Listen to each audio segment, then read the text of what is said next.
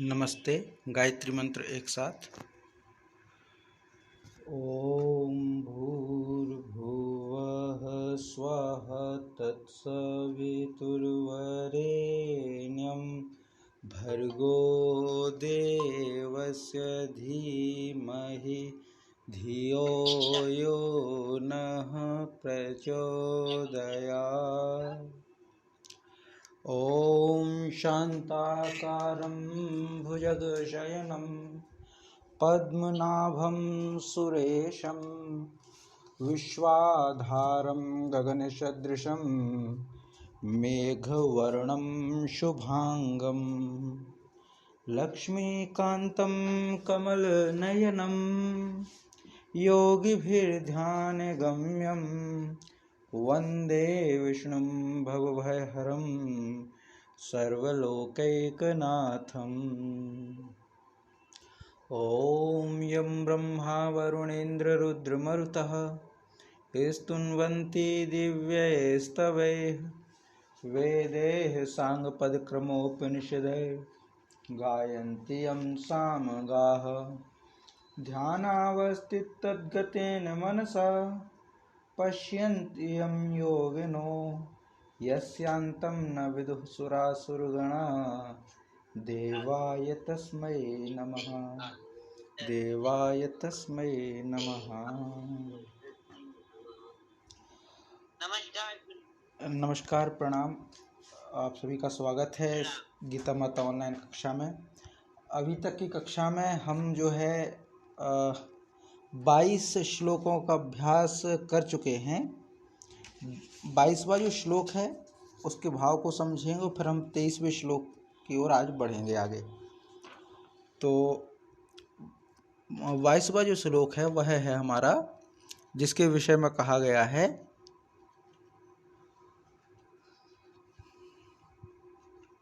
गुरुजी 25 तक कर लिए।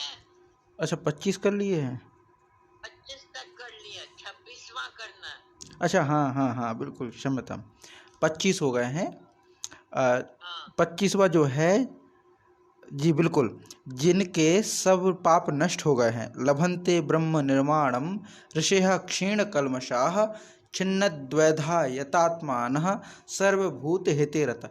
दरअसल क्या है, ये जो क्षेपक था पुस्तक का, वो क्षेपक छूट गया उस पेज पे, इसलिए जो है थोड़ा भ्रमित हो गया जी। तो ये जो 25वां है, हाँ, लभन्ते ब्रह्म निर्वाणम क्षीण ऋषयः क्षीण कल्मषाः छिन्नद्वैधा यतात्मानः सर्वभूत हिते रताः। तो इसका अर्थ था जिनके सब पाप नष्ट हो गए हैं। क्षीण कल्मषाः, कल्मषाः अर्थात पाप, क्षीण मतलब नष्ट हो गए हैं। और छिन्न द्वैधा, द्वैधा छिन्न, द्वैधा माने दो की भावना या दो के विचार, इसको हम संशय कह सकते हैं। जहाँ हम दो में उलझे हों वही संशय होता है। तो छिन्न द्वैधा, तो इसको हमने कहा छिन्न द्वैधा, अर्थात छिन्न हो गई है द्वैधा की भावना, अर्थात जो संशय है वह छिन्न हो गया है। सर्वभूत हिते रता, सभी प्राणियों के हित में रत हैं, लगे रहते हैं। यतात्मानः, जिसका जीता हुआ मन निश्चल भाव से परमात्मा में स्थित है। ऋषयः ब्रह्म निर्माणम लभन्ते, माने वह ब्रह्मवेता पुरुष है। ब्रह्म निर्माण अर्थात ब्रह्म शांति को लभन्ते अर्थात प्राप्त करता है। तो क्या हुआ कि जिसके सभी पाप नष्ट हो गए हैं, जिनके सब ज्ञान, जिसके सभी संशय जो है वो ज्ञान के द्वारा समाप्त हो गए हैं। संशय को समाप्त करने में ज्ञान बहुत आवश्यक है। ज्ञान नहीं होगा तो संशय होंगे, संशय खत्म हो जाएगा जब ज्ञान आएगा। फिर सर्वभूत हिते रहता, जो सभी प्राणियों के हित में ही लगा रहता है, जिनका जीता हुआ मन निश्चल भाव से परमात्मा में स्थित है, वही ब्रह्मवेता पुरुष, वही ब्रह्मवेता पुरुष परम ब्रह्म को प्राप्त करता है, परम ब्रह्म को प्राप्त होता है। तो ये जो है 25वां हो गया था। 26वां जो है वह है काम क्रोध वियुक्ता नाम यति नाम यत चेतसाम अभी तो ब्रह्म निर्वाणम वर्तते विदितात्मनाम। तो काम क्रोध वियुक्ता नाम, काम क्रोध वियुक्ता नाम, वियुक्ता नाम एक शब्द है युक्त, युक्त माने जुड़ना, वियुक्त माने अलग होना। तो काम क्रोध वियुक्ता नाम, तो जो काम और क्रोध से वियुक्त हैं, रहित हैं, रहित है मतलब संतुलित है ये, तो काम क्रोध वियुक्ता नाम यत चेतसाम, यत चेतसाम, यत चेतसाम विदितात्मा नाम, विदितात्मा नाम अर्थात आत्मा नाम विदित, जो स्वयं को जानता हो, और यत चेतसाम जिसका चित्त जो है जीता हुआ हो, माने नियंत्रण में हो। यत चेतसाम अर्थात जो उसका चित्त हो वह जीता हुआ हो। और काम क्रोध वियुक्ता नाम, काम क्रोध से रहित हो जिसका चित्त, माने ऐसा है कि काम क्रोध जो है वो तो काम क्रोध को जीतना एक भाव होता है, काम क्रोध को जीतना अर्थात जब आवश्यकता है, ये चीज़ें ऐसी होती हैं कि इसके बिना काम क्रोध जो है, जैसे हमने एक उदाहरण दिया था, आयुर्वेद में कहते हैं कि मनुष्य शरीर में वात पित्त कफ 3 गुण बताए गए हैं और 3 दोष, ये दोष भी हैं और गुण भी हैं। इनका होना जरूरी है लेकिन अनुपात के सहित, माने इसको हम कंट्रोल में रखें। कंट्रोल में किसको रखते, जिसको हम जीते हुए हों वही कंट्रोल में होगा, माने जो हमारे अधीन हो कंट्रोल में वही होगा। तो ये जो कहा गया है कि काम क्रोध वियुक्ता नाम और यत चेतसाम, तो काम क्रोध से रहित जीता हुआ चित्त हो ऐसा व्यक्ति, काम क्रोध वियुक्ता नाम यत चेतसाम, जिसका चित्त काम और क्रोध से रहित हो या विजित हो, जीता हुआ हो। और फिर आगे कहा विदितात्मनाम, विदितात्मनाम अर्थात आत्मनाम अर्थात स्वयं को विदित, विदित माने जानना, और एक आत्मा नाम का अर्थ होता है ब्रह्म को जानना। आत्मा नाम आत्मा को, विदित माने जानना, तो आत्मा नाम एक अर्थ तो इसका हो जाएगा स्वयं को जानना, और एक अर्थ हो जाएगा ब्रह्म को जानना। अब ब्रह्म को जान लिया, अगर स्वयं को ना जाना हो तो हम ब्रह्म की ओर समानता को कैसे देख पाएंगे। स्वयं को भी जानो और ब्रह्म को भी जानो, तब जाके हम एकाकार कर पाएंगे कि हम कौन है और सामने वाला कौन है। जब हम किसी से जुड़ते हैं, किसी से फ्रेंडशिप करते हैं, किसी से रिलेशन क्रिएट करते हैं, तो उसमें सबसे पहले यह है कि हम स्वयं को भी तो जाने कि हम ये हैं, और फिर सामने वाले को जाने, तब आपस में बॉन्डिंग होती है। फ्रेंड्स जब बनते हैं तो स्वयं को भी जानते हो, दूसरे को भी जानते हो। तो ये आत्मा नाम है वह स्वयं के लिए भी है और परमात्मा के लिए भी है। तो विदित आत्मा नाम, जो परब्रह्म परमात्मा को जानता है या उसका साक्षात्कार किया हुआ है। अब साक्षात्कार क्या है, कार तो अर्थ क्रिया, तो क्रिया कौन सी, ऐसी क्रिया जो आपके आंख सामने आ जाए। अक्ष का मतलब होता है आंख, तो साक्षात, स अक्षात, अक्ष माने होता है आंख, तो स अक्षात्कारः, ऐसी क्रिया जो आपको किसी, मतलब जो ऐसी क्रिया जो आपकी आंखों के सामने किसी को ले आए, वो होता है साक्षात्कार। इसको इंग्लिश में कहते हैं, ट्रांसलेट अगर करें तो होगा इंटरव्यू। और जब इंटरव्यू होता है तो उसी का इंटरव्यू हम मानते हैं। वैसे एक जो रूढ़ी परंपरा है कि सामने कोई हमारे आगे व्यक्ति बैठा हो, वही इंटरव्यू है। मतलब आप फिजिकल रूप में अगर करें, ऑनलाइन मोड में तो तमाम चीज़ें हैं। तो इंटरव्यू जैसा, इंटरव्यू माने सामने आ जाना, व्यू माने दिखना, है ना। तो सामने आकर के जो दिखना, तो वही एक शब्द यहाँ पे प्रयोग है साक्षात्कार। तो ब्रह्म का साक्षात्कार हो जाता है, माने परब्रह्म परमात्मा का साक्षात्कार जिसने कर लिया हो, ऐसा यति नाम।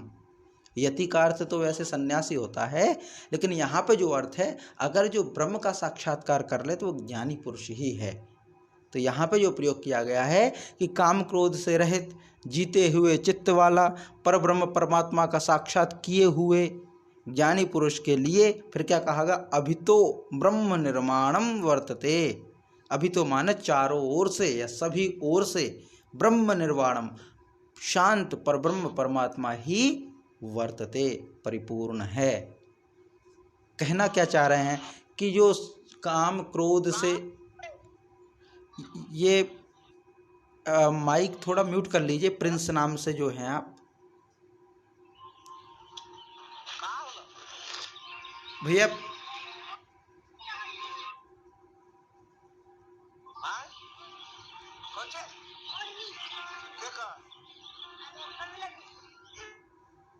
यस, जी। तो ऐसे काम क्रोध वियुक्ता नाम, जो काम और क्रोध से रहित है, और ऐसा कौन, यति नाम, अर्थात कोई ज्ञानी पुरुष जो काम क्रोध से रहित है, जिसका चित्त जीता हुआ है, और विदित आत्मा नाम, जो परब्रह्म से साक्षात्कार किए हुए है, ऐसे व्यक्ति के लिए, ऐसे ज्ञानी व्यक्ति के लिए तो अभितः ब्रह्म निर्वाणम वर्तते, चारों ओर या सब ओर उसको ब्रह्म ही दिखाई देता है, ब्रह्म ही है, उसके चारों ओर तो ब्रह्म ही परिपूर्ण है। तो ये एक स्थिति है, कहते हैं ना सब ओर ब्रह्म को देखना, क्योंकि सर्वम जगदम खलु ब्रह्म, सभी संसार में निश्चित रूप से ब्रह्म ही है। और ये कहा गया है, जब दर्शन की बात चलती है, कि इस सृष्टि को बनाने वाला और बनने वाला, मतलब मटेरियल, एक तो होता है वस्तु जिसके द्वारा बनाया जाए कोई चीज़, और कर्ता एक ही है। जब हम दर्शन में जाते हैं, दार्शनिक विचारों को पढ़ते, तो एक चर्चा बहुत विस्तार रूप से होती है कि जैसे एक कोई घड़ा बना, तो घड़ा जो है, घड़े का जो कारण है, एक कारण तो हुआ कुम्हार बनाने वाला, दूसरा कारण हुआ मिट्टी से बना घड़ा बनाने वाला कुम्हार, तो दो कारण हो गए। ऐसे ही संसार का जो घड़ा बना, संसार रूपी जो घड़ा बना, उसका कर्ता यानी कुम्हार और उसकी मिट्टी एक ही है, उसकी मिट्टी एक ही है, माने जिससे बना है वो मटेरियल, और बनाने वाला एक ही है, वह है ब्रह्म। अर्थात ये संसार ब्रह्म से ही बना है, ब्रह्म ने ही बनाया है, ब्रह्म से ही बना है और ब्रह्म ने ही बनाया है, और ब्रह्म ही अपने आप में ही इसको समा लेता है, माने ब्रह्म ने ही स्वयं से इसको प्रकट किया। और जब ब्रह्म ने ही इसको बनाया है, जैसे मिट्टी के बने हुए बर्तनों को, मिट्टी को अगर हम जान ले तो मिट्टी के बने हुए बर्तनों को जान लेते हैं हम, सोने को अगर जान ले तो सोने के बने आभूषणों को हम जान पाते हैं, अन्य किसी धातु को जान ले तो उसके बने हुए बर्तनों को जान लेते हैं। उसी प्रकार ब्रह्म को अगर जान ले, सत्य को अगर जान ले, तो जिससे ये प्रकृति बनी हुई है उसको हम जान लेते हैं, वह ब्रह्म है, उसी से बनी हुई है।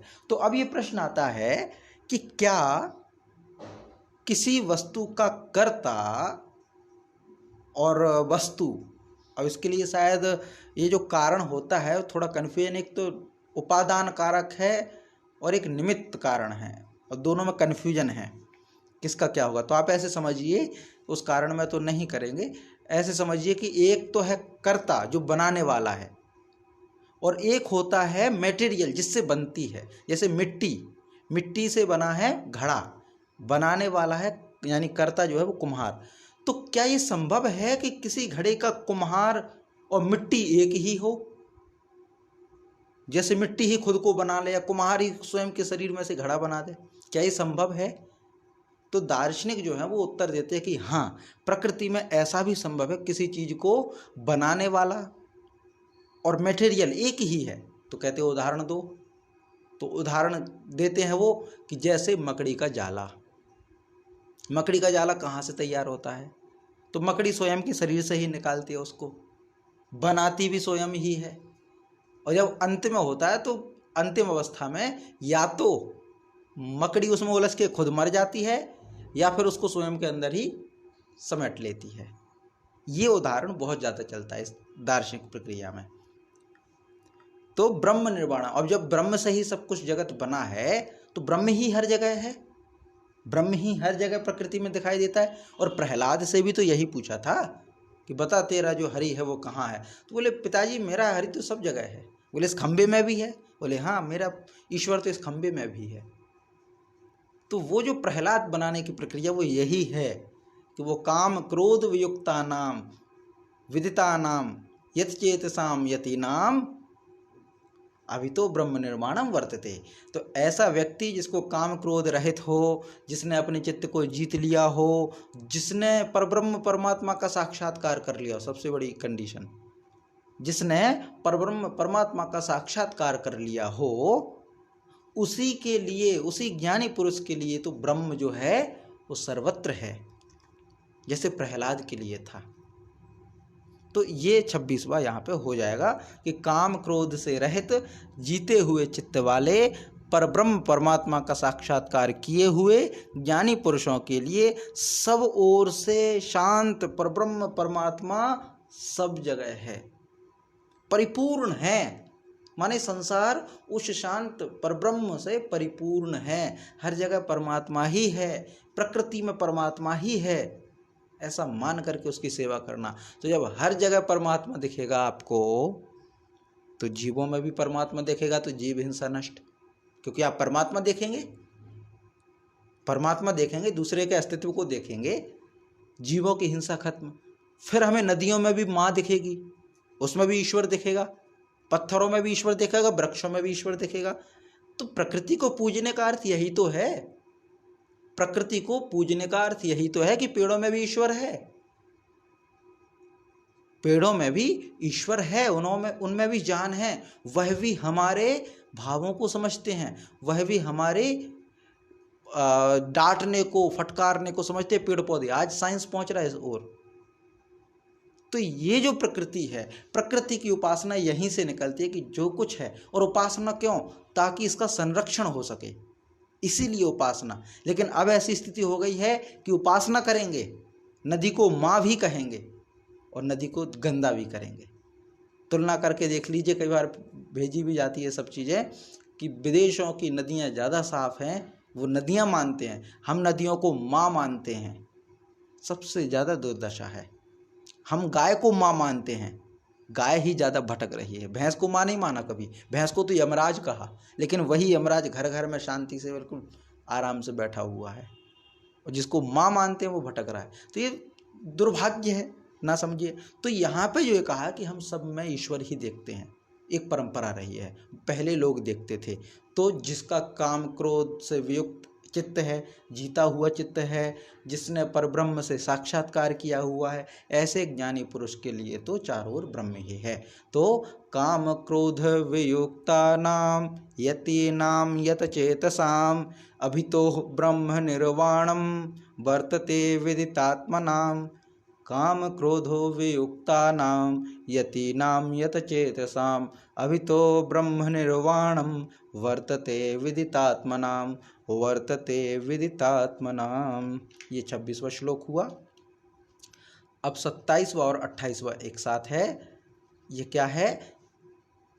स्पर्शान कृत्वा बहिर्बाह्यश्चक्षुश्चैवान्तरे ब्रुभो प्राणापानो समो कृत्वा नासाभ्यन्तरणचारिणौ यतेन्द्रियं मनोबुद्धिर्मुनि मोक्षपरायणः विगतेच्छा भयक्रोधो यह सदा मुक्त एव सः, यह सदा मुक्त एव सः। तो ये जो भाव है उसमें मूल रूप से तो यही है कि सह अर्थात वह है, सह अर्थात वह है, सदा माने हमेशा, मुक्त एव मुक्त ही है, वह सदा मुक्त ही है। तो कौन? तो ये लिखा है यह अर्थात जो। अब जो कैसा कैसा, तो पूरी विशेषता बताई गई हैं कि बाह्य स्पर्शान बहिर्कृत्वा, वाह्यान यानी बाहर के, स्पर्शान विषयों को, वही एव कृत्वा बाहर ही छोड़ करके, बाहर के जो विषय हैं उनको बाहर ही छोड़ करके, बाहर छोड़ने से अर्थ क्या है? शरीर से बाहर जो हैं वो शरीर के बाहर ही रहें, उसको हम अंतः शरीर तक ना पहुँचाएं। अंतः शरीर से पहुँचना अर्थात अंतः शरीर यानी सूक्ष्म शरीर की जो इंद्रियां, वो है मन, वो है बुद्धि, वो है चित्त, वो है अहंकार। ये चार अंतःकरण कहते हैं जिनको। करण का मतलब इंद्रियां।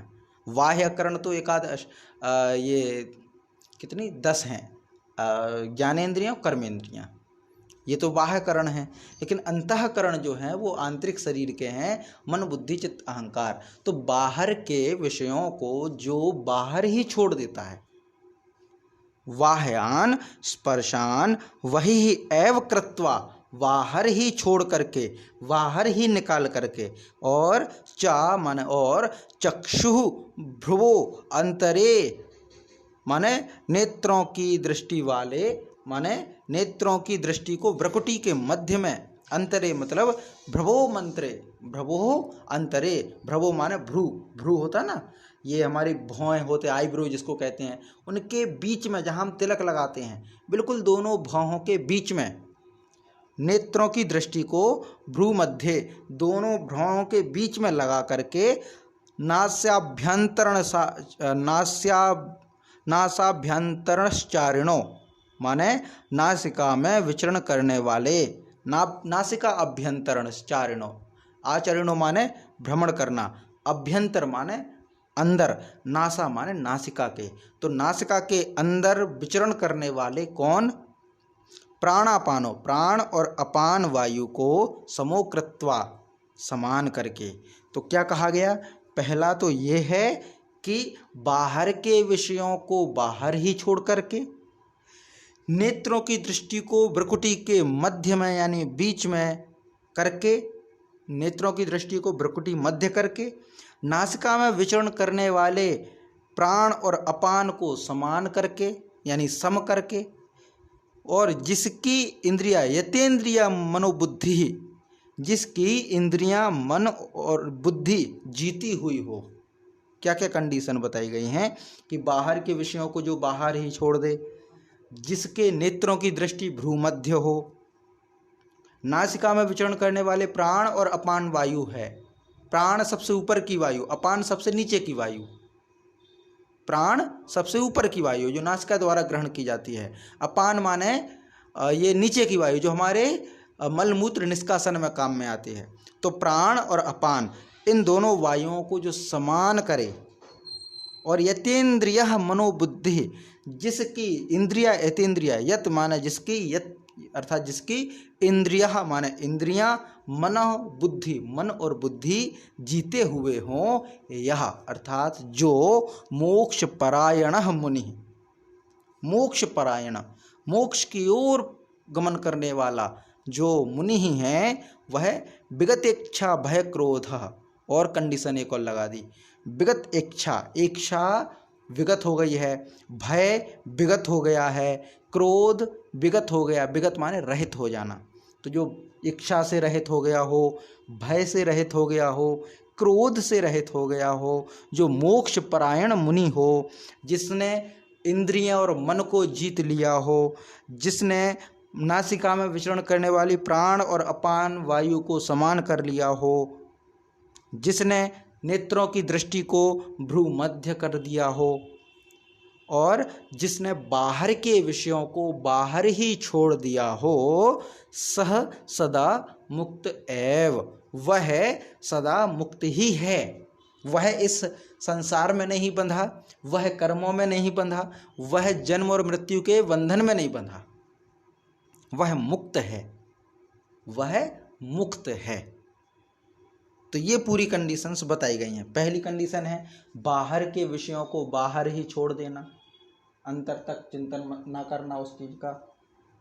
फिर आगे है दूसरी कंडीशन थी चक्षु भ्रुवो अंतरे, माने नेत्रों की दृष्टि को भ्रू अंतरे अर्थात भौहों के बीच में स्थापित करना, स्थित करना।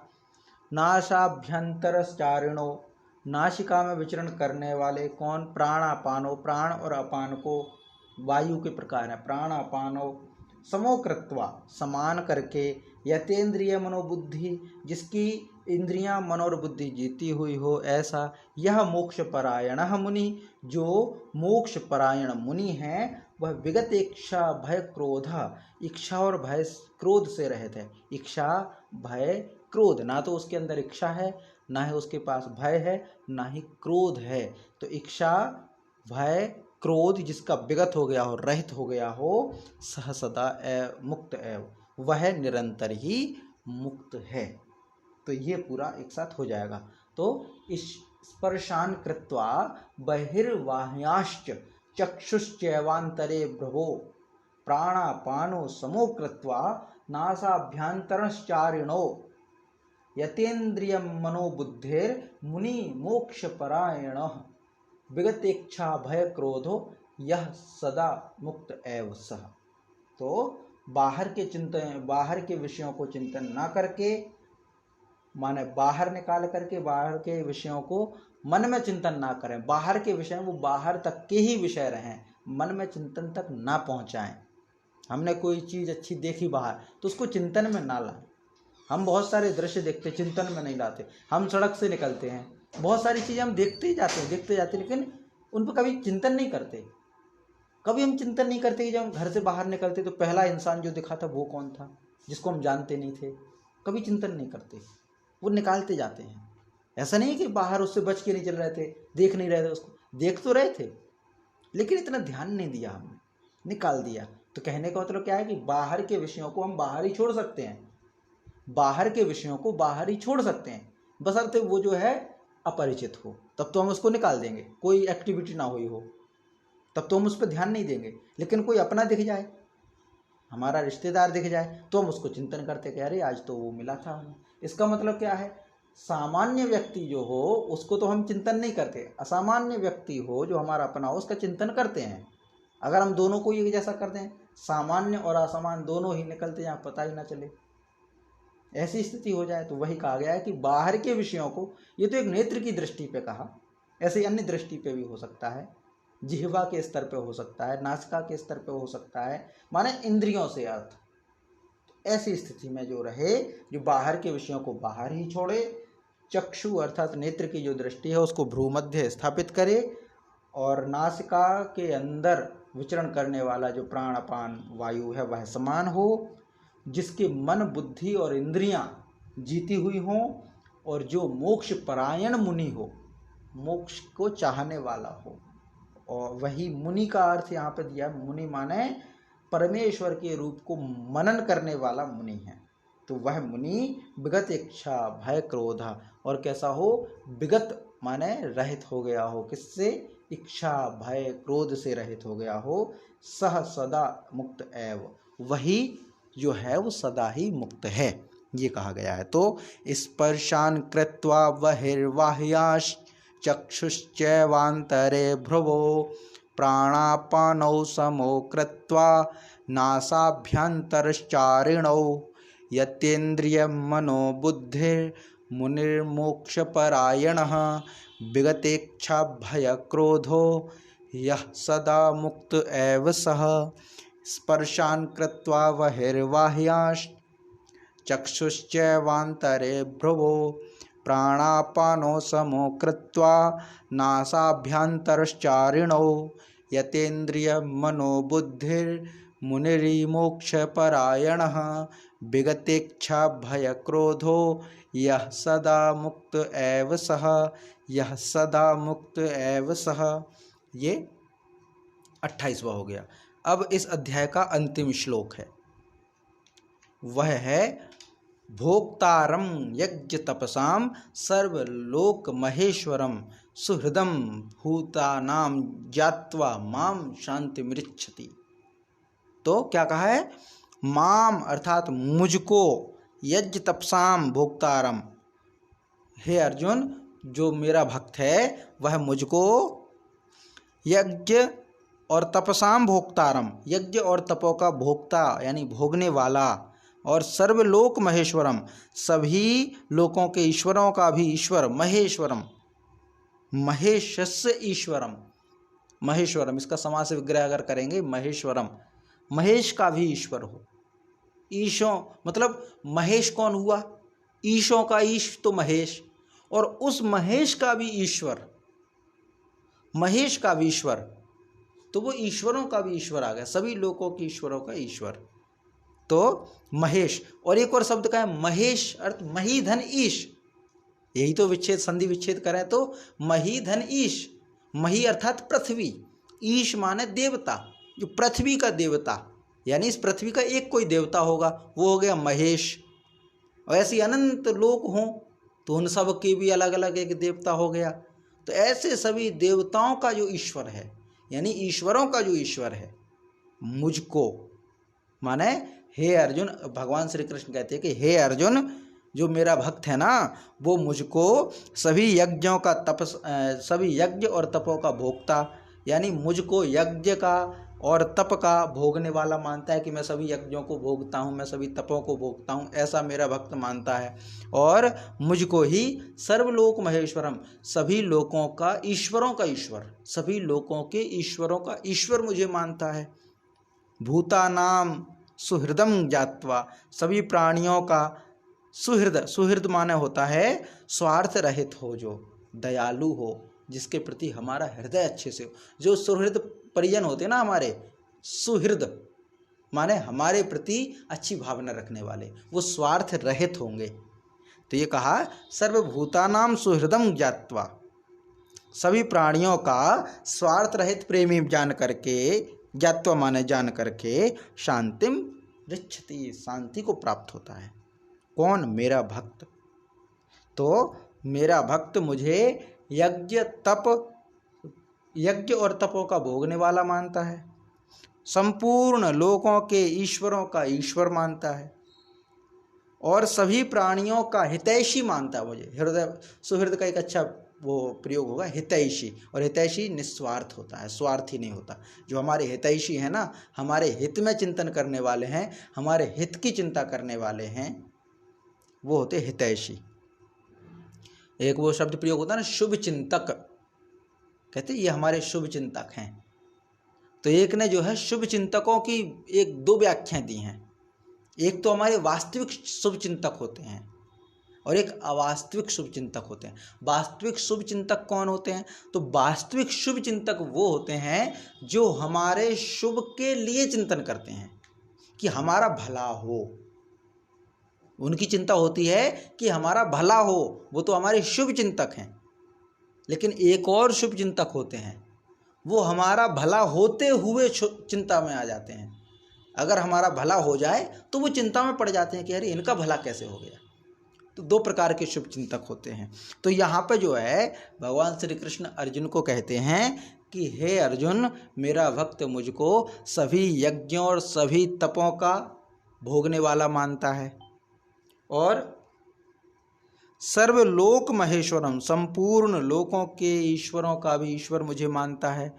सर्वभूतानाम सुहृदम ज्ञात्वा, सभी प्राणियों का हितैषी मुझे जान करके, शांतिम ऋच्छति, वह शांति को प्राप्त हो जाता है, माने ईश्वर को प्राप्त हो जाता है। तो ये भगवान श्री कृष्ण अर्जुन को अपने बारे में बता रहे हैं, अर्जुन को बता रहे हैं अपने बारे में। तो भोक्तारम यज्ञ तपसाम सर्वलोक महेश्वरम सुहृदम सर्वभूतानां ज्ञात्वा माम शांतिम ऋच्छति।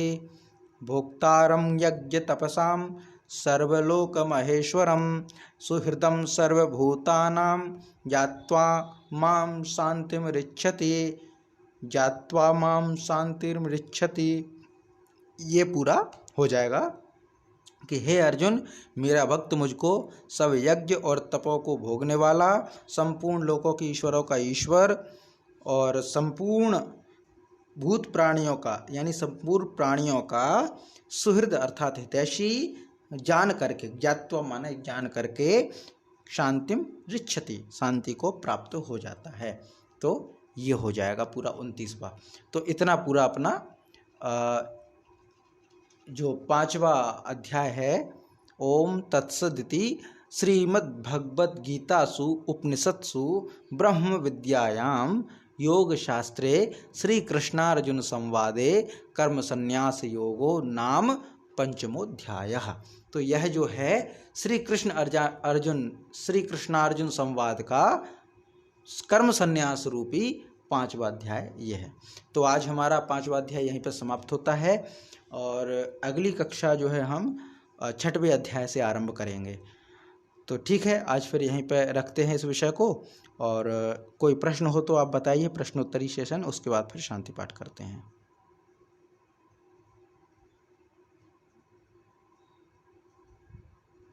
चलिए शांति पाठ करते हैं फिर। ओम सहनावतु सहनौ भुनक्तु सह वीर्यं करवावहै तेजस्वनावधीतमस्तु मा विद्विषावहै। ओम शांति शांति शांति। सभी को नमस्ते।